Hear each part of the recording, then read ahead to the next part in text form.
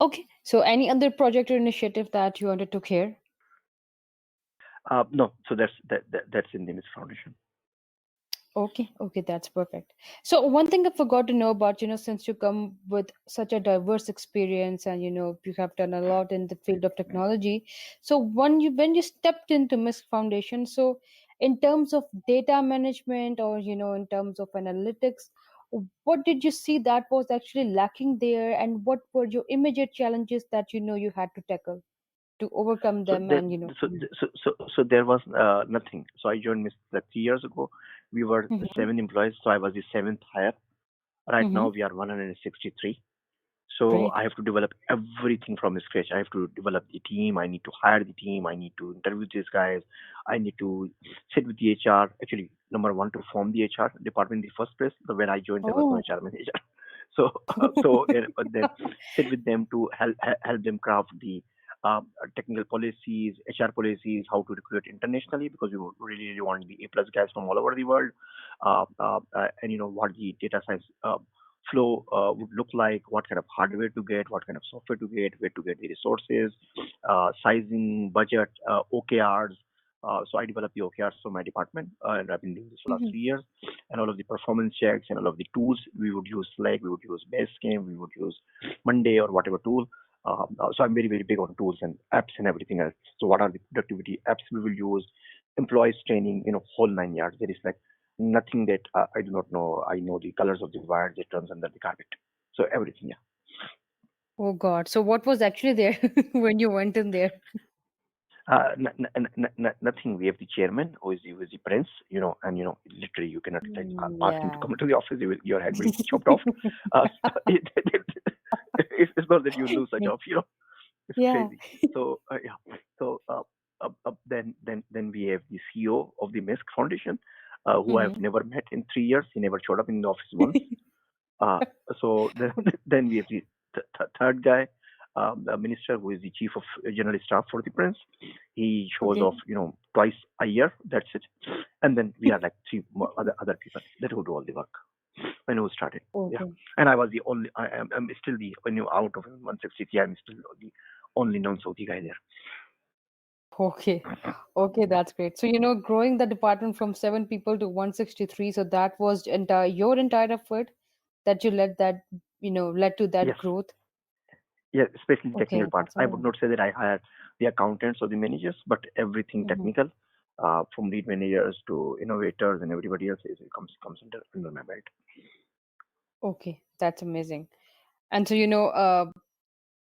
getting all these companies so what were they doing actually, like did you actually help them acquire all these projects that they're getting now, because nothing was in place and Yeah, so the only thing they have is the money, and it's like yeah. kind of Hmm. almost infinite Yeah, infinite money, and they want to exactly. find out what is the best way to spend it, and this is where I Hmm. help them. That we need to Hmm. focus on those three areas. We need to focus on these players where we will get the maximum ROI. So I created Hmm. on our own metrics. I call it SROI, like social Hmm. ROI. The economic ROI you Hmm. can easily calculate. You give $1 and you give them 10. But if you are taking a kid to a museum, how there you are going to quantify it? So that would be like Hmm. social ROI that would yield you the reward in 10 years. So we launched a program called Saudi Codes. So this like a hour of code they launched by President Obama in USA as well. So in Hmm. our first attempt, we got like 30,000 people who completed all of the coding exercise all over Saudi Hmm. Arabia. This year, within 3 years, we grew from 30,000 participants, and they need to do the hour of code within 1 week. So we have the 1 week time. So Hmm. 30,000 participants in 1 week to this year, 1.7 million participants in 1 week. And we Oh have the my participant who is 90 years old, and we have the participant who is 7 year old. And we have 60 to God. 40 female to male ratio, so more females and less males from every Yeah. single corner and village of Saudi Arabia. So it's a big achievement. And we wrote a very general Yeah. big report. We launched it on our MGF. So I give a talk about this with Bill Gates on the stage. So that's like a very big event for me as well. So yeah, so Yeah. this is we invited a couple of Nobel Prize winners as well, and then I go around the world and talk about these achievements as well. Great. And so, growing Yeah. the number of participants by such a significant rate. So, what efforts went into it to make sure that it really grows and people are attracted?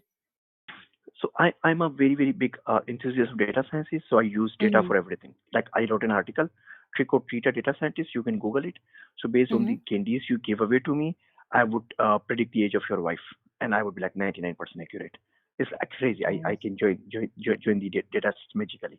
So I know who is watching the internet, what they are watching, what they are working, what time they are working. So it's kind of more kind of a social media marketing through Twitter, uh-huh. Instagram, and Facebook, using the natural language processing to use the right words to capture their attention and the retention and everything. Yeah, so and everything kind of just simply clicked and worked because nobody has done it this way in Saudi Arabia before.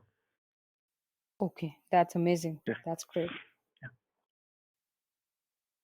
Okay, and so were you responsible for managing some sort of budget as well?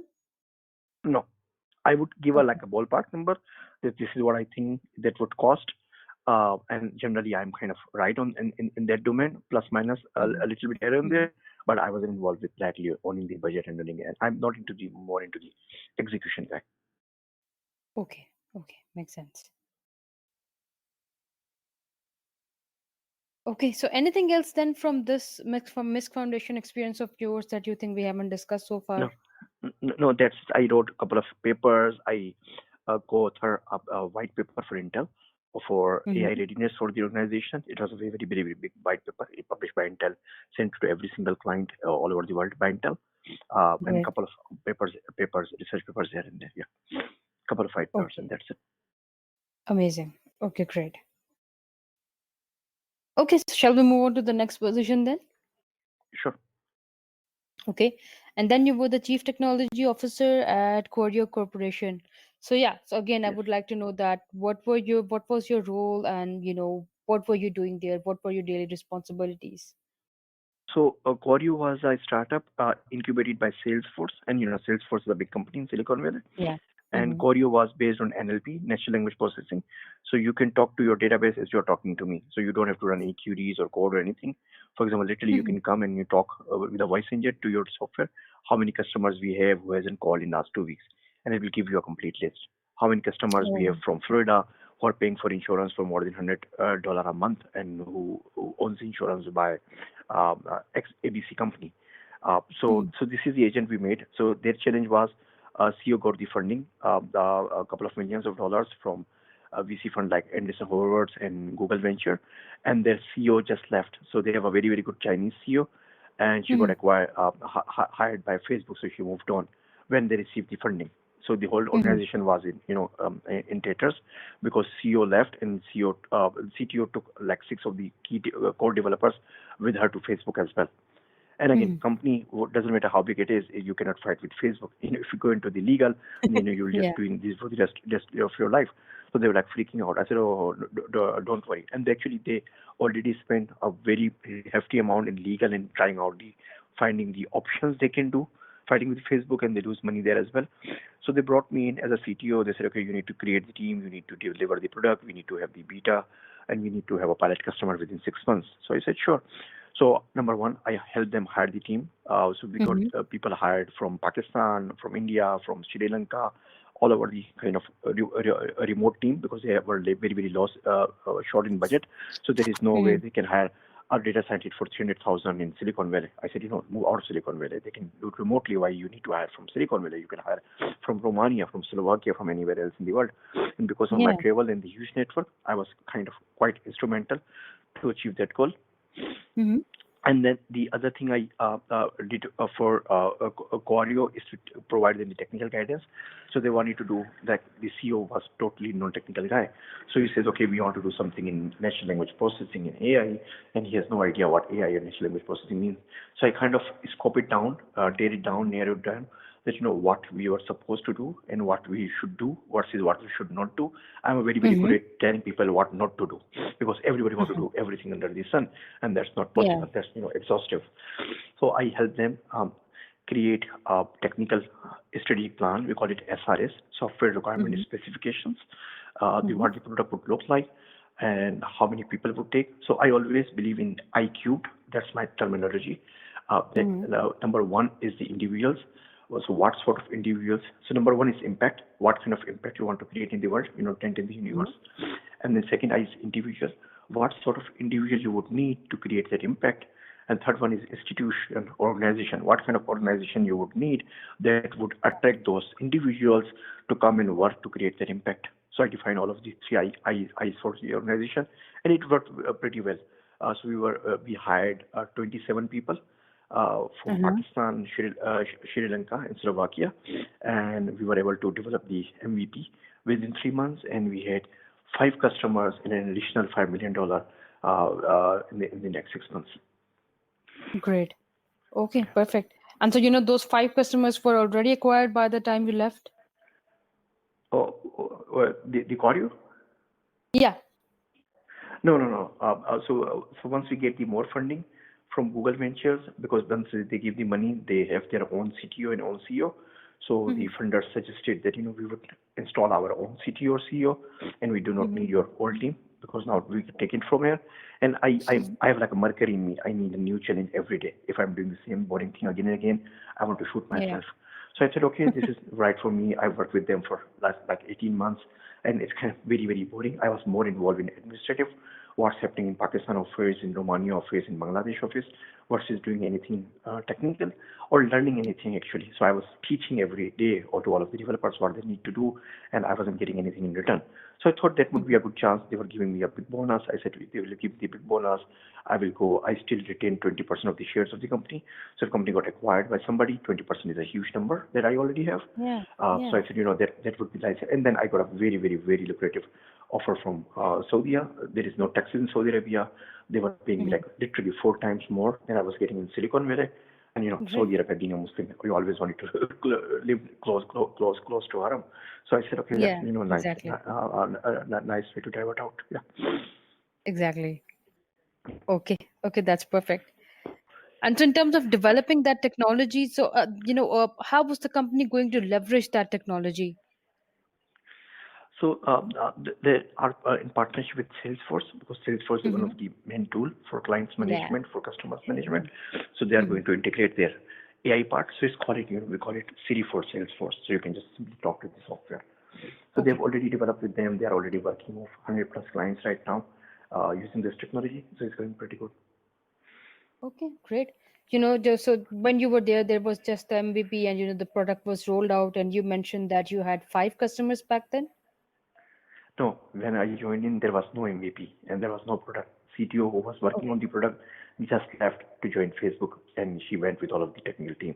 So they had the Yeah. money and they had like nothing else except to figuring out how to fight the legal case against Facebook, and which I Okay. advised them not to do.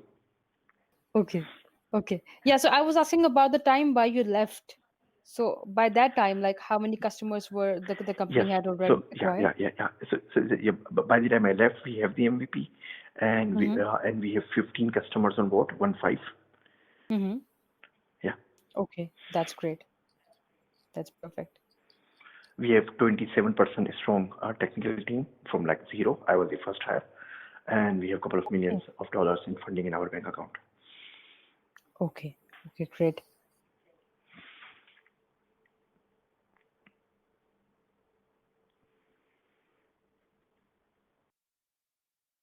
Okay. And then so from this particular role, so one thing I would like to know is that by developing this technology, how much were they forecast?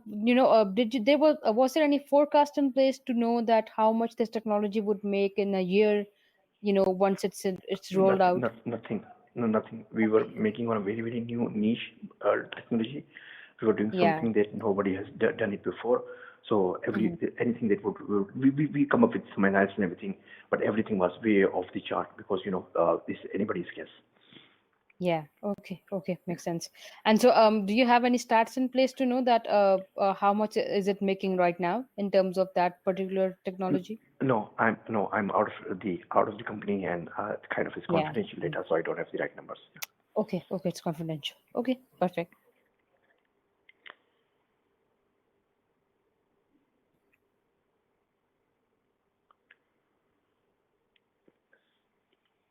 Okay. So then, anything else from this particular role of yours that you think we haven't discussed or that could be worth mentioning? Just one thing, during the career time, I feel a lot of burned out. literally I was working 18 hours a day, and I was Oh pulling my God. hair. So it was like very. So I did not like the Silicon Valley culture. To be honest, it was just Yeah. asking too much, and they would not care if you want to kill yourself and you. So I had a lot of trouble with my wife. I'd go through a lot of marital problems. Everything's fixed now, but it was just too much burnout for me. So I did not really enjoy doing that thing. Like if somebody asked me again to be a co-founder in Silicon Valley, I want to shoot that guy. Yeah. So that's not something that I really enjoyed. Makes Yeah. sense. Yeah, makes sense. Okay. Yeah.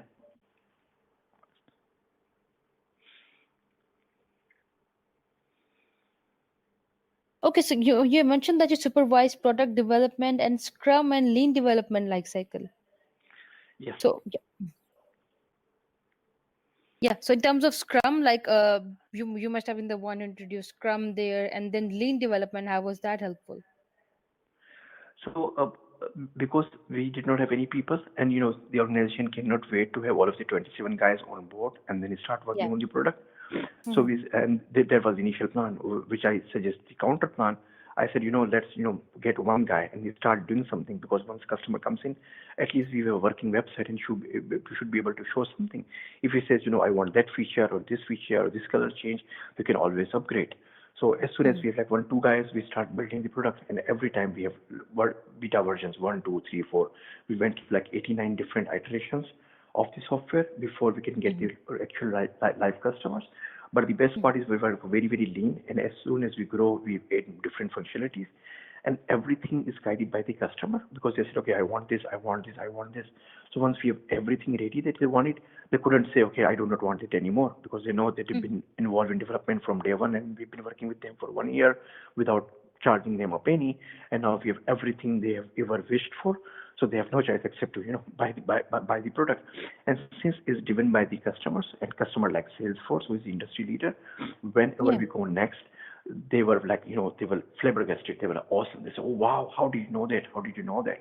And because Yeah. you have everything that we can even imagine, and we cannot even imagine that would be the application for this feature, or this data stream. So yeah, so Yeah. it was very good. So this is where we introduced Lean, Six Sigma, Kaizen, Agile, Scrum, all of those things to take place to give us the product and beta version almost every week. Perfect. Okay, great. Okay, so in terms of, you had to hire so many people from different countries. So what sort of positions did you hire for? So I hired for VP product, VP Hmm. engineering, directors, country managers, HR guys, accountant, data scrapers, Python developers, R developer, data scientist, machine learning engineer, all 9 years, all complete technology stack. So from Stack Overflow Okay, to AWS, everything. Yeah. that's amazing. Okay, great.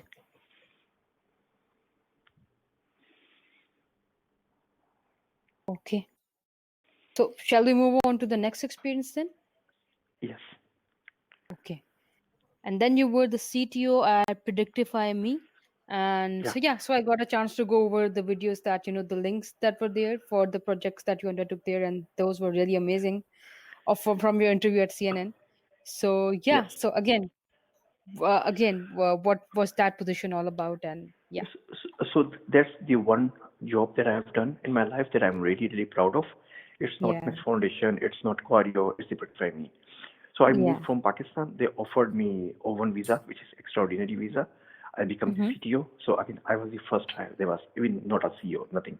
It's just Oh. I met a guy. He said, okay, I really like you. You are awesome. Let's launch the company together. So he said, okay. And he was working somewhere else. So I was the first hire. I was like zero hire. And once I joined in, after 3 months, he joined in after me as a CEO, and then we registered the company and everything. The first Okay. part that we wanted to raise the funding to run the company. So our target was $1 million, while Mhm. actually we were able to raise $1.8 million within 24 hours of launching the company. So it was a very, very big. Oh. People Oh. trusted me. I have a very good network, and we got like Denham Capital, which is the largest oil and gas company in the world, out of Houston. They were our key Yeah. funders as well. Lux Capital, like big guys. So that was awesome. And then in Rectify Me, we had 67 people by the time I left the company, and we have Amazing. 67 people in 4 countries. and I Mhm. hired every single guy from president of the company to all the level to the T boy. And then Okay. we have the MVP and product ready and working, and you have seen it in the CNN interview as well. We had a client like CNN, we had clients like Bank of America, Coldwell Bankers, Farmers Insurance, United Nations. We got invited by Gordon Brown, who was the UK Prime Minister back then. Yeah. Mhm. Yeah, at United Nations we have a press release and have all of those things. So it was a very very big. There was not a single dull moment or day during my journey there. Okay. Amazing. That's great. And so developing everything from scratch, like hiring people and then building departments must have been there. Yeah, yes, and hiring the team and technical development, everything was my responsibility. Okay, great. And then you build the technology roadmap, strategical technical decisions. Okay, Everything. Yeah. great. So when it comes down to, to the sort of projects that you were managing there, for Predictify Me, so, those were some really interesting projects, given assessing you were predicting suicide bombing and other such factors. So yeah, so whom were you uh, making those predictions for? Like, were you planning to help the government through that? Was it done to help some government or public client So that you had? yeah, Mhm. yeah. So counterterrorism was my topic on my PhD. So I did my Mhm. PhD from Florida Tech, and my thesis Mhm. dissertation was to predict the next suicide bombing attack in Afghanistan, Pakistan, and Iraq. So that comes from Mhm. there. I've spent like 7 years of my life. So that was our first client, United Nations, where we were helping them to predict the next terrorist attacks in Boko Haram in Nigeria. Mhm. Because that took the girls and everything else. So if we know that what's coming, at least we can be better prepare for it. And we were helping Yeah. all of the intelligence agencies, at least in 6 countries, using my software. So Uh-huh. that's kind of one segment, which is kind of confidential and in the defense side, which we cannot talk about much. And Uh-huh. and then we were building the product. So product was exactly similar to Moxa, what I'm building in Saudi Arabia, where we were Okay. compiling all of the public data sets, mainly the data sets for US census. And so if you type in like a zip code, for example, one of our largest client was Victoria's Secret. So you can type Okay. in any zip code and it would tell how many bras and panties you would need in that particular zip code and what kind of sizes you would need, because Okay. they come up with a problem that they have understocking. So once in the stores where they have more customers, like on Valentine's Day or something, they have less stocks, and where they have more stocks, they have less customers, and they couldn't figure it Uh-huh. out. So we put it back to Moxa from the census. We literally make the I would not say, but like a racial profile of boobs, that what kind of sizes you would need in that particular zip code and what kind of Mhm. inventory you should be there. And it was very very massively successful. Okay, So that's we have amazing. farmers insurance about credit ranking. So they were only using the Experian, and the TransUnion services for credit score. Mhm. And Okay. what we were helping them is with the social media scoring. So for example, if we know that person has been stayed in Sheraton, Hawaii, and he has traveled to 10 countries, clearly he would return back your 20,000 loan as well because he can clearly afford it. While versus Yeah. the person who is keep crying on the Facebook that he has no job and he just got a breakup and he is applying for co-founder to your organization, he's not the right fit. So, Yeah. so it was a massive success. And we have the Bank of America, we have the Coldwell Banker, where we were predicting the sale value of houses in the US. So how much the house sell for and how much they would buy it for, what would be the margin. So if there is a deal and Coldwell Banker and investors say, okay, I would buy this house for $90,000, and it's just fixer, and I'll just fix few things, and I would be able to sell it for $150,000. We would say, okay, number one, 90,000 is not the right price. You should have bought it for 40,000 because my market is very very bearish, and Yeah. you would not be able to sell in 1 year's time. So we're predicting the actual ideal value for buying the house and estimated value that would you be able to sell the house within a year's time. So kind of the more kind of asset management and what kind of assets you would buy for more ROI and more financial returns. So we served like literally in 25 mean to 2 years we had 47 different clients and all of the big like billion-dollar companies. So out of those 47, Right. 40 were from Fortune 500 companies. That's amazing. Yeah. Okay, great. So any other project that you would like to highlight? No, that's it. That's it's Pertify me. We had two streams. One is the product that we were working on. It's called Hourglass. I've already shared the videos and everything. And Yeah. second was the clients consulting we were doing, and we were doing client consulting all over the world. We have a mass holdings, a client from all the way from Sri Lanka. So we would go to Uh-huh. Sri Lanka every quarter and work with the clients. For HR analytics, they have 72,000 female employees working with them.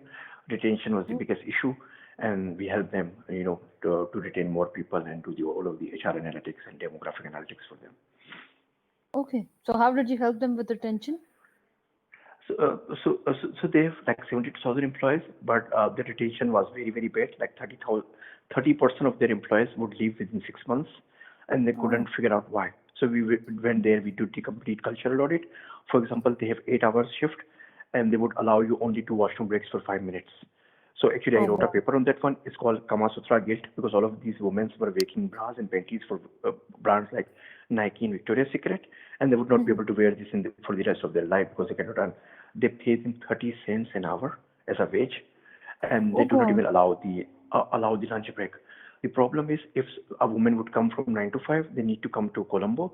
While these are very, very poor women and they do not live in Colombo, which is very expensive. So they comes from another village which is like 4 to 5 hours drive. So to be able to reach at 9 o'clock at the work, they need to leave their home in a public transport at 4 a.m. So, when they leave at Mhm. 4 a.m., they couldn't have enough sleep. They have to take care of their babies and husband, everybody. They have nothing to eat. They come to the office, they cannot eat nothing between 9 to 5. And then when they go back, because they have less transportation options in the evening, they would reach back to their home at 11 p.m. So literally, they were working their ass off from 4 a.m. to 11 p.m. without a food. And they said, why people are leaving us? I said, you are idiots, you assholes. Oh God. Pardon my language. Yeah, So I wrote exactly. a paper called Kamasutra Guild, and they would play this Titanic music or something music so loud in the factory, non-stop. So even if you are next to me, you would not be able to talk to me. So they said people need to be focused on the work, but it drives you nuts. It drives you crazy with that loud music. 8 hours a day, every single day for your life. I said, are you nuts? What's So this was like? we so, yeah. So and they have three shifts. So and the employees who is working would change in 8 hours, while the shift manager would change 15 hours. 15 hours is a huge shift. Are you kidding me? So we Yeah. introduced a smoking break. We